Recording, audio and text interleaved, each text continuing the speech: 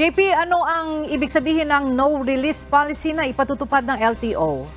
Ella, ayon nga sa Land Transportation Office o LTO, ang no-release policy ay nangangahulugan na kahit mabayaran ng may-ari ng sasakyan ang multa doon sa pagkaka-impound ay hindi ito pwedeng ma-release. Ang tanging paraan lang nila para makuha ang na-impound na sasakyan ay kung maglalabas ng court order ang hukuman.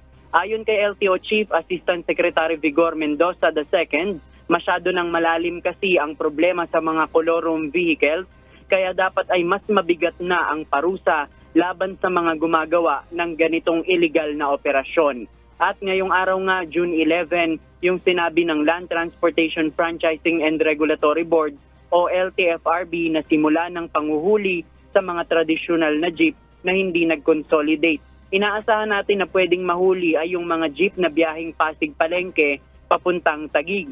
Pero sa ngayon, Ella, tuloy-tuloy ang kanilang operasyon at wala naman anilang naninita sa kanila sa kalsada.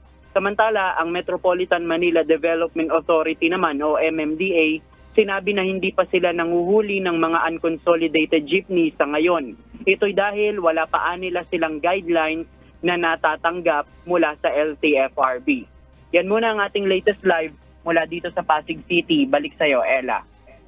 Maraming salamat, JP Nunez.